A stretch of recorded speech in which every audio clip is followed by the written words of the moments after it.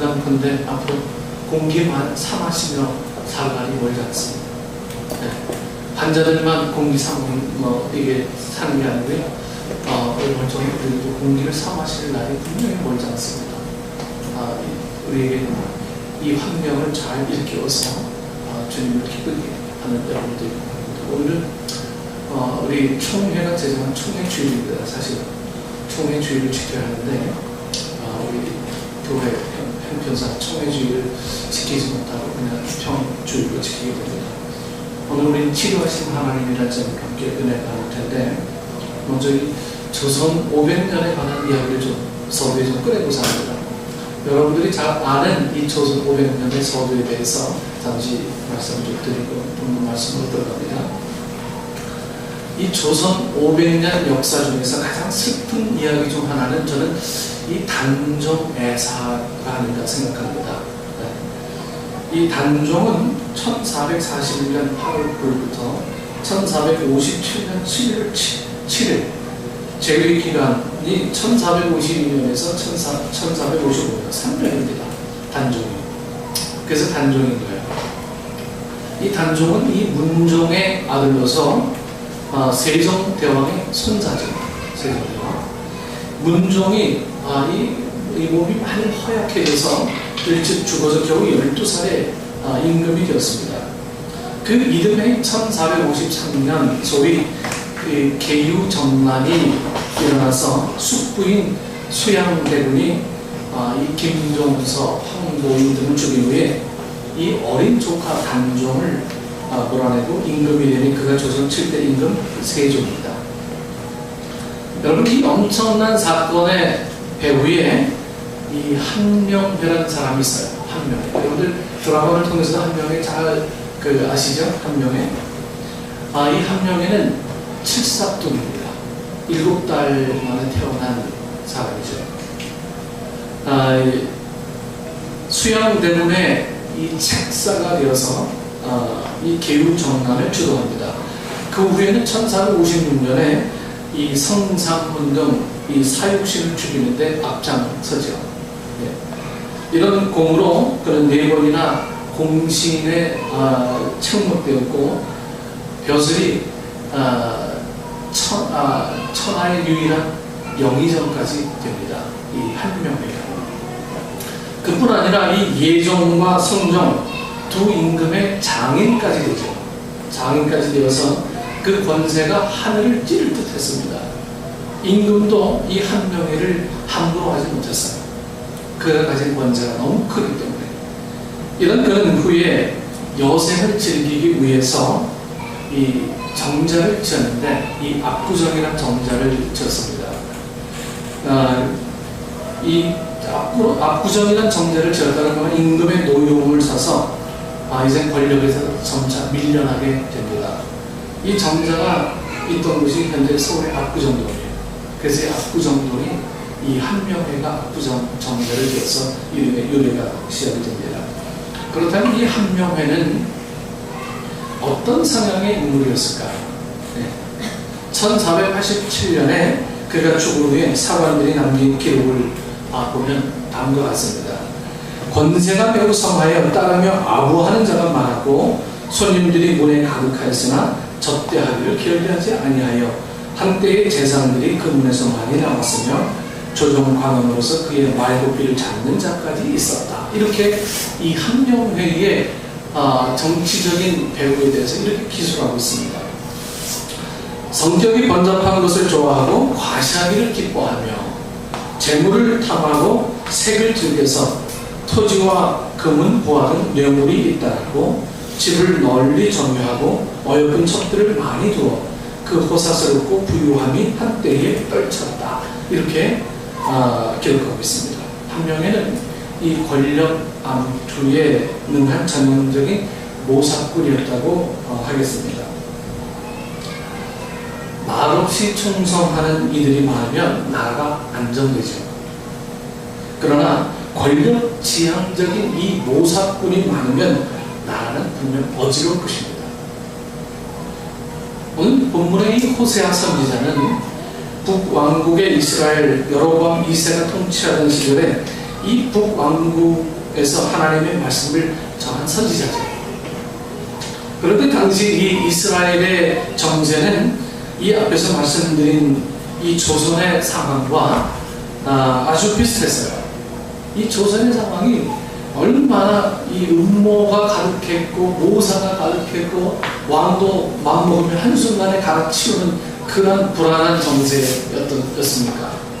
정치꾼들이 연합하면 왕을 몰아내는 건 일도 아닌 거예요.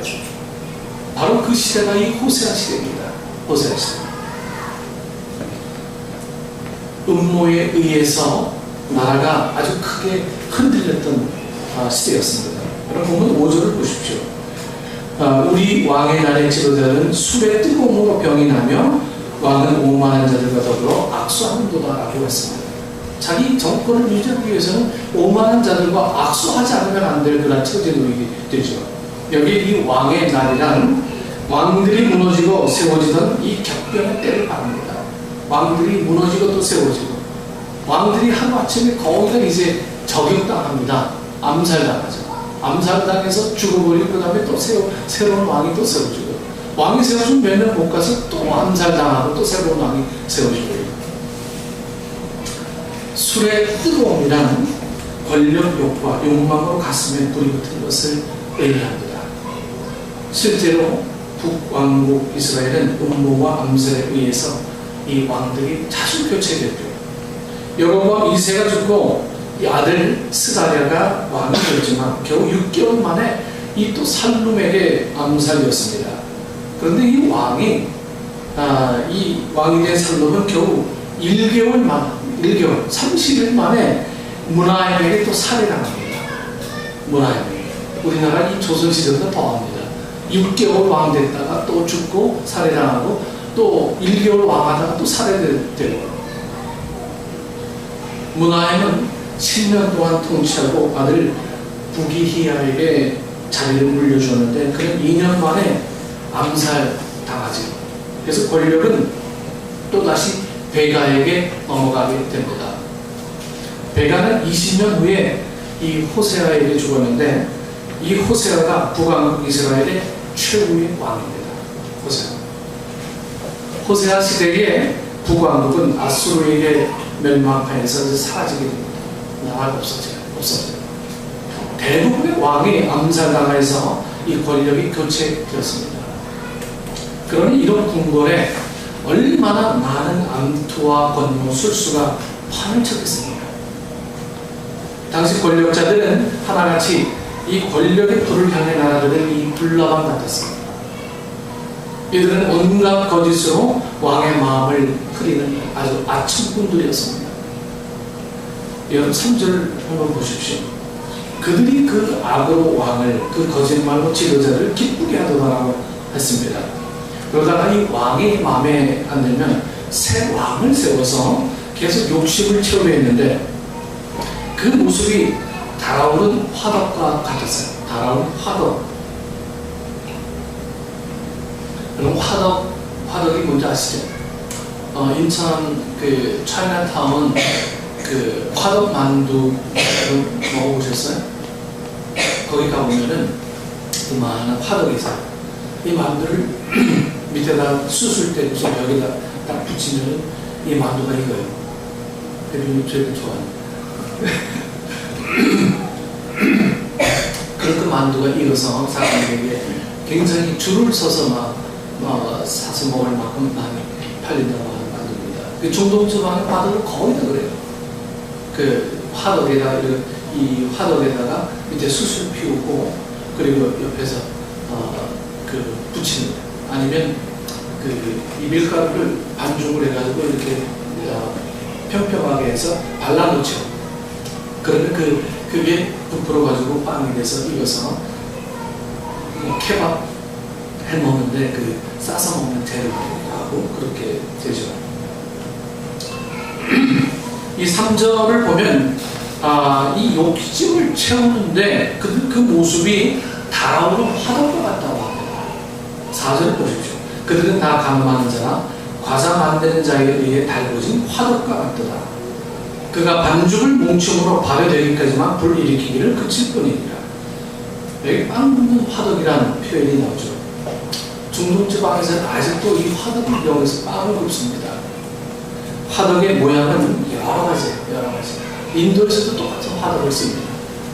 달궈진 화덕 안쪽에 이 빵을, 이 반죽을 붙이면 빵이 조금씩 불면서 익어갑니다. 그 빵에다가 이제 뭐 어떤 각종 향료를 넣어서 버무린 야채와 뭐 고기 이런 걸 넣어서 이제 케밥 만들어 먹기도 하고, 거기에 야채를 썰어 넣고 간고기도 넣고 해서 먹기도 합니다. 그러니까 요르단에 갔을 때 이 양고기를 안에 넣어서 여러 야채와 넣고서 이렇게 먹어봤는데 아주 맛있어요. 이 화덕빵은 기름으로 하는 게 아니니까 아주 담백해요. 담백하고 맛도 나고 건강식이고 해서 굉장히 아주 기억에 많이 남았던 화덕을 봤습니다. 여러분, 저 화덕이 얼마나 뜨겁겠습니까? 화덕. 그런 사람들이 모여서 이 왕을 몰아낼 궁리를 합니다. 막 뜨거운 사람인 거예요. 네? 다른 거 보이지도 않아. 오직 저 왕을 몰아내기 위해서 자기가 존재하는 사람처럼 그렇게 살아가는 사람들이에요. 음모의 밤이 깊어갑니다. 날마다 쑥떡대가 뛰어서 어떻게 하면 저걸 몰아낼까? 어떻게 하면 저걸 갈아치울까? 이 생각을 합니다. 본문 6절을 보면 이들의 모습을 잘 표현하고 있습니다. 그들이 가까이 올 때에 그들의 마음은 간교하여 화덕 같으니 그들의 분노는 밤새도록 자고 아침에 피우는 불꽃 같도다. 이 부분을 여러분 표준 세번역 성경으로 읽으면 아주 실감이 납니다. 여러분 들어보십시오. 새 왕을 세우려는 자들의 마음은 빵 굽는 화덕처럼 달아오르고 그들은 음모를 품고 왕에게 접근한다. 이렇게 표현하고 있습니다. 우리는 여러분 이런 말씀을 통해서 북왕국이 얼마나 무질서하고 얼마나 폭력적이고 얼마나 어지러운 나라였던 것을 짐작할 수가 있어요. 왕과 이 지도급 인사들의 삶이 이와 같았다면 여러분 일반 백성들은 어떠했겠습니까? 지도급들이 이렇게 부패하고 이렇게 타락하고 이렇게 권력 욕만 가득 찬 사람들이 가득 찬 이 나라가 서민들이 과연 얼마나 핍박했으면 서민들이 얼마나 어려웠겠습니까? 여러분 1절을 보세요. 내가 이스라엘을 치료하려 할 때에 에브라임의 죄와 사마리아의 악이 드러나더라. 그들은 거짓을 행하며 안으로 들어가 도둑질하고 밖으로 떼지어 노략질하며라고 했습니다. 백성들은 거짓을 행하고 도둑질을 하고 떼강도처럼 노략질을 했습니다. 노략질. 힘 있는 권력자들은 국가 권력을 노략질하고 일반 백성들은 자신들끼리 속이고 빼앗습니다. 여러분 설국열차 보면 그런 현실들이 그대로 반영되죠. 설국열차에 보면요, 맨 앞에 있는 칸과 맨 마지막 칸에 있는 사람들이 천지차별해요. 네. 여기는 뭐 천국이고 맨 앞 칸, 여기는 완전 지옥도 그런 생지옥이었는 거예요. 우리도 공평한 권리를 달라 해서 그들이 그냥 먹을 게 없어가지고 이제 애를 잡아먹었어요. 그러다가 안 돼서 자신의 팔까지 다 내놓습니다. 그러다 보니 거기 있는 사람 팔이 하나씩 없어. 그러다 다리도 하나 없어져. 잡아먹을까 두려워서 스스로 자기 팔을 내놓습니다. 그러한 일들이 벌어지고 있는 현실이 바로 이 호세아 시대에 동일하게 벌어지게 됩니다. 동일하게. 자기들끼리 빼앗고 거짓말하고. 그러나 하나님께서는 이들의 모든 악을 보고 계십니다. 2절 말씀을 보면 내가 모든 악을 기억했음을 그들이 마음에 생각하지 아니하거니와 이제 그들의 행위가 그들을 에워싸고 내 얼굴 앞에 있도다 하고 있습니다. 하나님께서는 그들의 모든 악을 기억하셨습니다. 여러분 하나님 가만히 계시다고 하나님이 모른 척하고 계신다고 생각하지 마십시오. 하나님은 모른 척하는 게 아니고 하나님이 알고 가만히 계시는 거예요. 우리가 이 사실을 안다면 정말 우리가 얼마나 믿음 생활들을 신실하게 해야 하는지를 우리는 좀 가슴 깊이 전전하게 우리는 그렇게 느끼며 살아갈 수밖에 없는 사람들이 됩니다. 그러나 문제는 그들은 하나님께서 자신들의 악을 기억하고 계시다는 것을 생각조차 하지 않는다는 거예요. 마치 하나님이 없는 것처럼 살아요. 그들에게 하나님은 안중에도 없었습니다. 마치 시편 11절의 말씀과 같았습니다. 이 11절의 말씀, 시편 11절의 말씀은 그가 그의 마음에 이르기를 하나님이 잊으셨고 그의 얼굴을 가리셨으니 영원히 보지 아니하리라 하나이다. 얼마나 거짓스럽습니까? 바로 여기서 가슴 아픈 이 엇갈림이 나옵니다. 하나님께서는 그들의 악을 보시면서 마음 아파하셨어요. 그러나 백성들은 하나님께서 자신들의 문제 때문에 마음 아파하신다는 것을 아예 무시했습니다. 하나님의 마음은 그들을 향하건만 그들의 마음은 자신들의 욕망을 향했습니다. 하나님께서는 그들을 바라보고 계셨지만 그들의 시선은 엉뚱한 곳으로 향하고 있었습니다. 이것이 바로 하나님과 인간의 엇갈림입니다. 하나님은 계속 지켜보고 계시고 하나님 그들의 품을 기회만을 하고 계시는데 사람들은 하나님이 없는 것처럼 생각하며 그렇게 살아갑니다. 이게 하나님과 인간의 엇갈림입니다. 여러분들 전도해보세요. 나는 그들을 어떻게 하면 영혼 구원할까? 우리의 모습은 이걸로 나타나는데 그들의 모습은 저거 어떻게 날 구워 삶아서 엉뚱한 데로 이끌고 갈까? 이렇게 우리와의 관심과는 정반대로 우리를 바라볼 때가 대부분이죠. 저 혹시 이단으로 데려가는 거 아니야? 이렇게 볼 때가 많아요. 나는 관심 없어. 너나 열심히 다녀서 구원받아. 이런 식으로 이야기를 많이 할 때가 많이 있습니다. 여러분, 그럴 때마다 전도할 때마다 얼마나 답답합니까?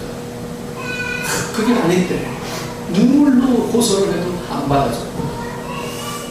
이 세상을 살아나가는 목적이 무엇인데 정말 간곡하게 이야기해도 그들은 운명합니다. 여기서 하나님의 마음을 여러분 좀 읽을 수 있어야 돼요. 전도하다 보면 하나님의 마음을 읽지 않을 수가 없는 거예요. 나는 정말 그들이 영혼을 위해서 내 시간, 물질, 모든 걸 헌신하는데 그들은 또 하나의 어떤 나를 내 시간을 뺏는 존재로만 생각하는 거예요. 하나님도 똑같습니다. 하나님은 이 호사 시대의 악을 보고 계시는데 그들이 언제 내게 돌아올까? 그들이 언제 내게 시선을 돌릴까? 이것만을 기다리고 계속 참으시고 인내하시는데 그들의 시선은 아예 하나님을 무시합니다. 무시하는 것보다 아예 하나님 없는 것처럼 살아가고 있습니다. 이런 하나님과 인간의 엇갈림 속에서 우리가 살아간다면 우리는 정말 가슴을 찢는 마음으로 주님 앞에 다시 한번 나가서 그에게 은혜를 구해야 하는 것이죠. 여러분, 하나님께서는 어떤 분이십니까? 본문 1절을 다시 한번 보십시오. 내가 이스라엘을 치료하려 할 때에 에브라임의 죄와 사마리아의 악이 드러나도다. 그들은 거짓을 행하며 안으로 들어가 도둑질하고 밖으로 떼지고 노략질하며라고 했죠. 내가 이스라엘을 치료를 할 때라고 했어요. 여기서 하나님께서는 치료하시는 하나님, 여호와 라파 이렇게 자신을 소개하고 계십니다. 치료하시는 하나님. 여기서 우리는 왜 하나님께서는 우리를 치료하려 하시는가? 이걸 우리가 생각해 봐요. 사람들은 누구나 신을 원해왔습니다. 신. 절대적 존재가 필요하다는 것을 느껴왔습니다. 그러나 그 신에 의해 제약을 받는 것은 원치 않았어요. 한마디로 자신의 입맛에 맞는 편리한 신이 필요했습니다. 내 계획에 하나님이 협력해주는 그런 동력자의 신만 구했어요. 필요할 때마다 주머니에서 꺼내 쓰고 다시 넣는 그런 물건 같은 신을 원했습니다. 내가 신에 의해서 움직여지는 존재가 아니고 신이 내 계획에 의해서 나를 도와주는 그런 서포터예요. 그래서 어떤 사람들은 신을 멋지고 아주 웅장하게 깎아 세우고 가끔 와서 바라보다 돌아갑니다. 관람용 신이죠.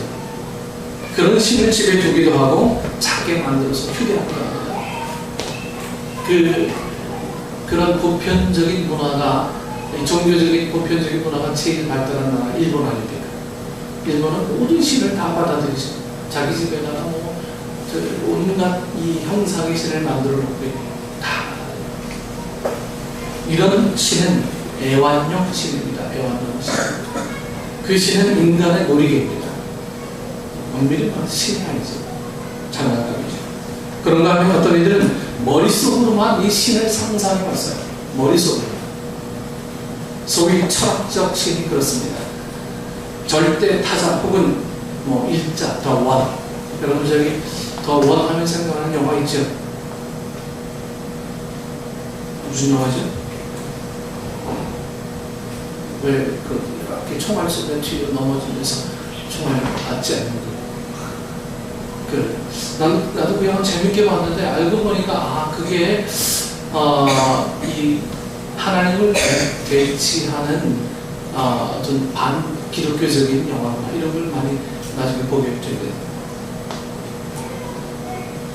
이렇게 머릿속으로만 신을 상상합니다. 그 신은 그 사람의 머릿속에만 있었던 그의 삶에 나오는 거예요.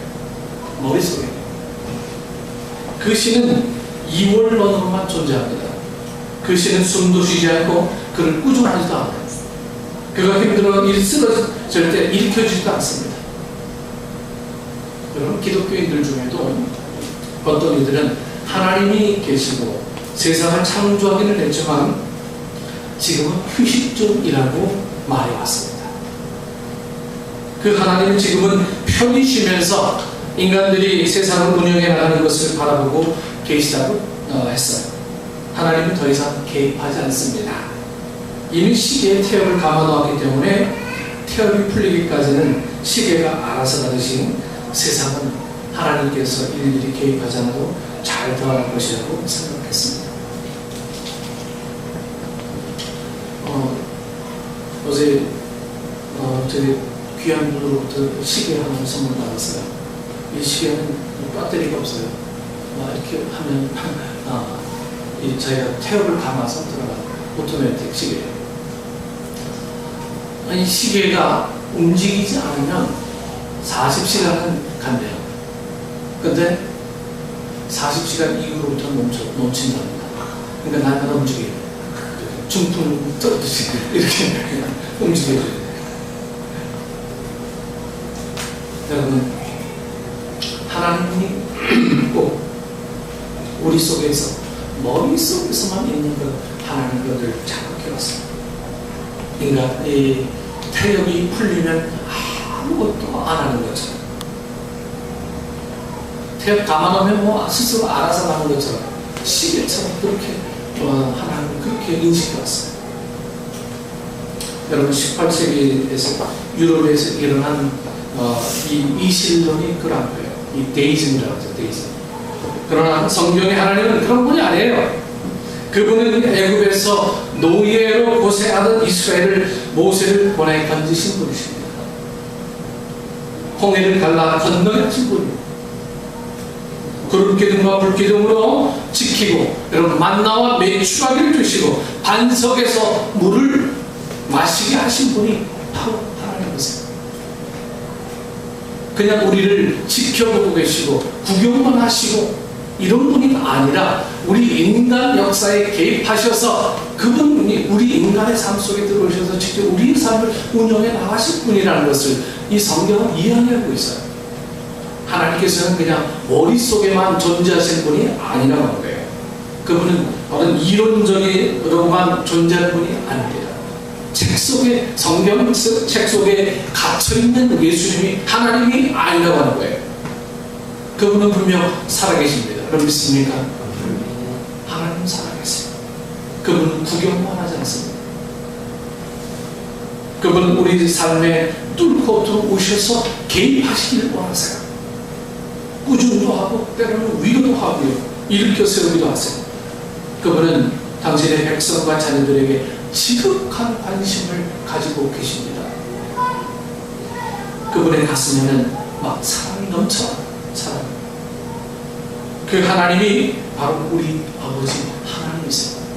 얼마나 감사하고 얼마나 감격합니까? 그렇기 때문에 하나님께서는 당신의 자녀가 죄악의 중병에 걸려 수영할 때 치료하러 하시는 것, 치료하시는 하나님은 사랑의 하나님이세요. 치료하시는 것. 문제는 치료를 거부하는 인간들에게 있어요. 인간들. 이게 바로 깔림이에요. 늦은 밤 경찰이 환자를 응급실에 데려옵니다. 환자는 술에 취한 채로 어디서 다쳤는지 팔다리에서 피가 줄줄 흘러요. 의사는 환자를 눕히고 치료를 하려고 합니다. 그러나 환자는 이미 술에 취해가지고요, 제정신이 아닌 거예요. 의사에게 맡기고 가만히 있어야 이 치료를 받을 텐데 막 고래고래 소리를 지릅니다. 난 병자가 아니야. 니들이 뭔데 나 치료. 이 술에 취하니까 제정신이 아닌 거예요. 그래서 술에 취하면 이 아픔도 잘 못 느낀다고 그래요. 여러분 느껴보셨나요? 아무도 못 느껴보셨나요? 그러면서 이 힘으로 밀어 제끼고요, 침대에서 내려옵니다. 비틀거리면서 병 밖으로 나가요.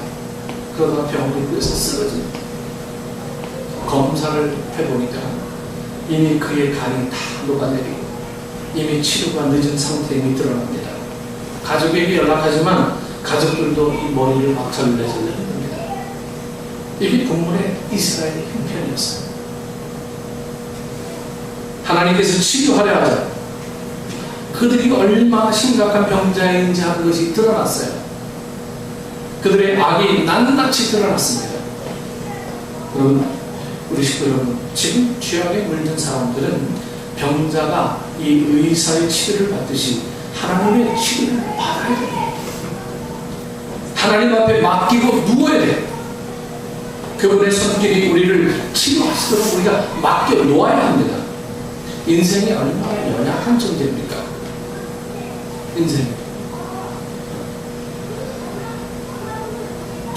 우리가 이 연약함을 고백할 때 비로소 바뀔 수가 있어요.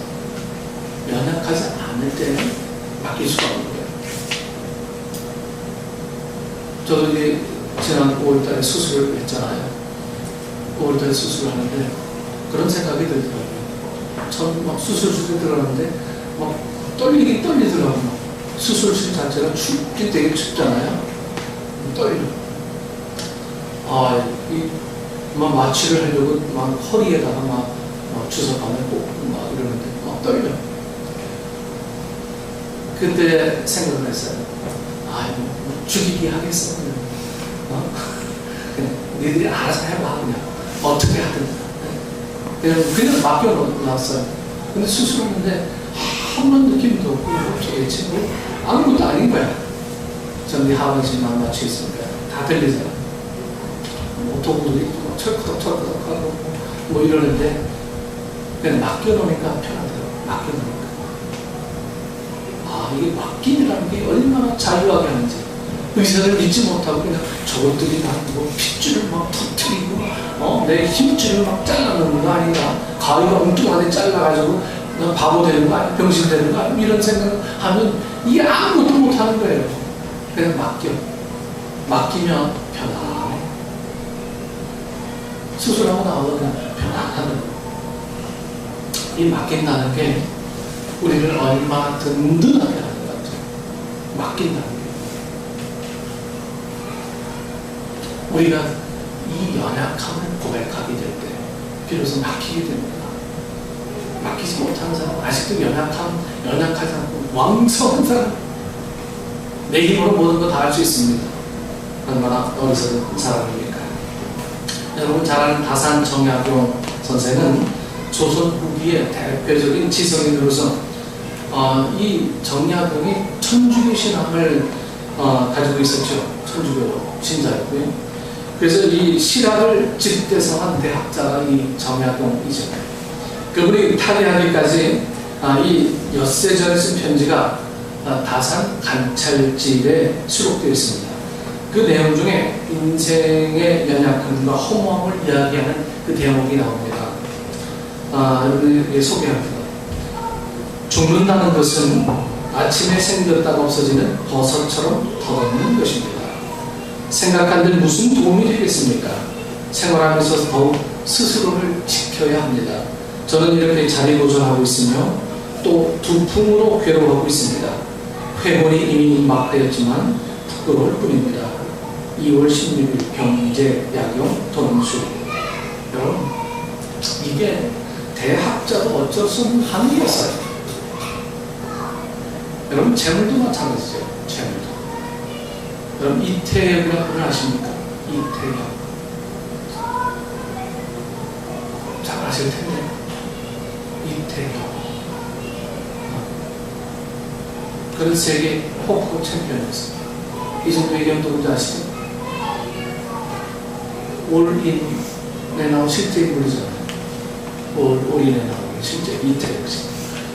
군대에서 제대한 후에 일본에 건너가서 이 프로 도박을 처음 접한 후에 2004년 세계적 권위의 영국 브리티시 이 RTS 토너먼트에서 우승하며 국제적 명성을 얻은 사람 바로 이태혁씨예요.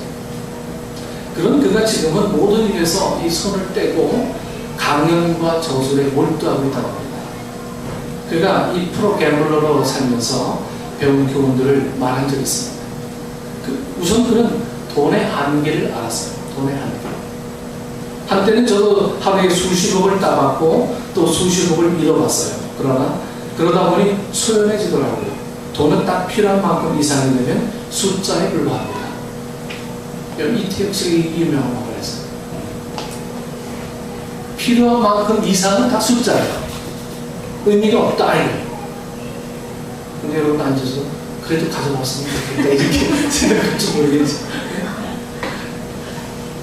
필요한 만큼 이상은 다 숫자에 불과하다 이렇게 이태혁은 이야기해요. 하루에 수십억을 따왔대요. 또 수십억을 잃어보고. 그러니까 이 사람은 돈이 아닌 거야. 돈이 다 숫자예요, 숫자. 또 그는 교병필배의 교훈을 배웠다고 했습니다. 교병필배란 기원전 68년 전한 시대의 선제에서 비롯된 이야기로서 스스로 강하다고 생각하고 교만한 병사는 반드시 패배한다는 뜻입니다. 하루에 수십억을 벌게 됐던 사람이 깨달은 마지막 교훈은 결국 인간의 연약함이었습니다. 지성도 권력도 재물도 한계가 있습니다.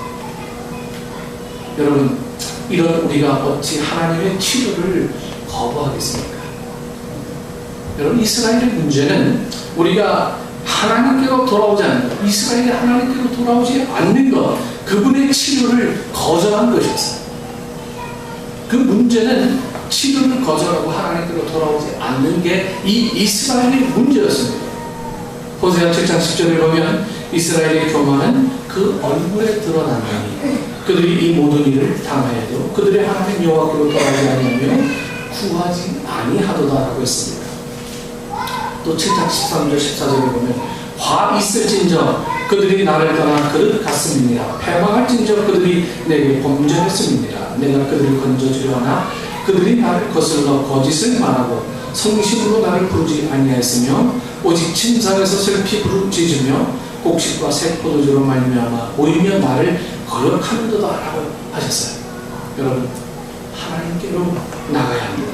우리는 여러분 역대상하 우리 박정근 집사님 편지에 배우셨죠. 이스라엘의 왕정 역사는 이 두 가지 길을 보여줍니다. 하나는 하나님을 떠나서 금송아지를 비롯한 온갖 우상을 숭배하며 자기 욕망을 따라 사는 이 여로보암의 길입니다. 그 길의 마지막은 뭐예요? 멸망이죠. 멸망. 또 하나는 여호와를 따라 정직하게 살며 그 말씀대로 살아가는 다윗의 길입니다. 다윗의 길. 그 길은 복과 평강을 가져왔습니다. 성경은 왕들을 평가할 때 이 두 길 중 어느 길로 걸어갔는가를 따라 평가했어요. 여로보암의 길인가? 아니면 다윗의 길인가? 그것은 지금 우리에게도 동일한 영적 숙제를 분명 안겨줍니다. 더구나 인생들의 병은 영혼까지 썩어들어간 죄악이란 아주 무서운 병입니다. 이 병을 고칠 의사는 이 세상에 없어요. 우리 영혼을 더럽힌 죄악을 그럼 어떻게 씻겠습니까? 인도 사람들은 이 겐지스강에 나와서 몸을 씻는다고 하죠. 여러분 가끔 다큐멘터리나 이런 곳에 보면 겐지스강 가서 다 목욕하잖아요. 위에는 화장한 이 사람을 화장해서 그 위에서 막 그 사람의 그 화장을 한 걸 다 뿌리는데 밑에서는 막 목욕해요. 네. 여러분 그렇게 함으로써 영혼을 정화한다고 합니다. 여러분 그렇게 씻으면 영혼이 정화될까요? 여러분 우리의 이 죄악을 씻고 영혼까지 침투한 이 죽음의 병을 치료할 분은 오직 하나님이십니다. 하나님께서 사용하시는 치료약은 예수 그리스도의 십자가의 보혈입니다. 그 보혈만이 우리를 씻고 우리를 정결하게 합니다. 여러분 우리를 치료합니다. 그러나 오늘 우리의 문제는 뭡니까? 이 아셀 인트레이터는 마지막 때 성도는 어떻게 살아야 하는가 해서 이렇게 말합니다. 사람들은 십자가로 신앙생활을 시작합니다. 그러나 나중에는 십자가가 없습니다. 처음에는 십자가를 통해 제자들을 배웁니다. 그런데 시간이 지나면 십자가 없는 제자들을 가르칩니다. 십자가를 통한 축복과 건강과 형통함을 받습니다. 그런데 시간이 지나면 십자가 없는 축복, 건강, 형통함을 가르칩니다. 여러분 이게 우리의 문제입니다. 십자가 없이 우리가 형통하길 바라는 마음, 우리가 누리는 이 생활 속에서 부담이 없이 신앙생활을 하려고 하는 우리의 모습들, 이런 것들이 결국 하나님과 나와의 엇갈림의 삶을 살아갈 수밖에 없는 조건이 된다고 해요. 하나님은 늘 우리에게 관심 갖고 계시는데 우리는 하나님이 없는 것처럼 살아가는 우리의 모습들, 이 엇갈림. 여러분 하나님의 시선을 느낄 수 있는 것이 바로 은혜입니다. 하나님의 시선을 우리가 느끼지 못한다면 우리는 결코 은혜를 체험할 수 없어요. 하나님이 나를 지켜보고 계신다는 것, 하나님이 내 삶에 관심을 갖고 계신다는 것, 이것을 느끼는 것은 엇갈림이 아니고 일치, 만남의 자리입니다. 지금 대한민국 사회도 부정부패와 음란과 타락으로 죽어오고 있습니다. 치료가 시급해요. 우리나라가 가정들 무너지고 있고 아주 치료가 시급해가지고 많은 교인들이 영적 힘을 잃어가고 있습니다. 늘 타협하려고 해요. 뭔가 꼭 불평거림 하나 나면 모든 걸 다 부정해버립니다. 그리고 내 마음에 안 들면 교회가 거기뿐이냐라고 하는 우리의 마음. 치료가 시급합니다. 우리는 우리 스스로를 치료할 수 없습니다. 구원할 수 없습니다. 그렇게 하나님의 치료를 거부하면 안 돼요. 우리 모두 하나님께로 나가기를 합니다. 여러분 간절히 기도해야 됩니다. 예? 정말 간절하게 기도해야 될 시기가 이 시기예요. 가끔 이 수원만 해도요, 얼마나 이 복잡한 이 사회 구조를 갖고 있는지 몰라요. 수원만 해도. 서울 나가면 얼마나 더 그렇겠습니까? 적응해야 돼요.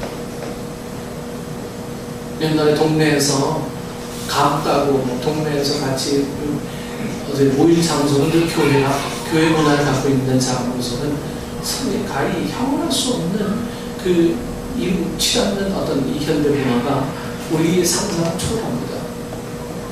하나님 그곳에 없는 것 같이 느껴질 때가 많아요. 오늘 이 시대에 여러분 간절히 정말 기도해야 합니다. 기도하지 않고 살고 기도하지 않고 복받는 삶을 산다는 것은 어찌 보면 기적이에요.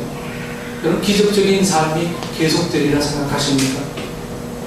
기적은 가끔 일어나는 일이에요. 그 기적에 의해서 오늘도 기적적인 삶을 살고 있는데 어찌 보면 그 기적을 계속 연장해주고 사는 삶을 살고 있는데 여러분 그 기적적인 삶 위에서 삶에서 우리가 좀 살 필요가 없습니다. 여러분께서 그 하나님을 온전히 다시 한번 섬기고 겸손하셔서 받아들이고 인정하셔서 여러분 삶에 저 하나님이 개입하신 풍성한 은혜의 복을 살기를 축원합니다. 기도하겠습니다. 주님, 우리 머리를 불쌍하게 여기사 크신 복을 주시고 주님의 얼굴 뵐 수 있는 저희들 되게 하여 주옵소서. 우리가 항상 주님을 의식하지 못하고 사는 것이 이 시대의 우리의 문제임에 우리는 깨어있지 못하고 살고 있습니다. 현실에 묻혀 살다 보니 하나님을 잊어버리고 살 때가 많았습니다. 이제는 하나님을 잊어버리지 아니하며 하나님을 내 속에 감춰두지 아니하며 오로지 내 삶에 개입하신 하나님을 온전하게 느끼며 증거하며 살아가는 믿음의 온전한 성도들 될 수 있도록 하나님 함께하여 주옵소서. 우리를 인도하신 예수님의 이름으로 기도드리옵나이다.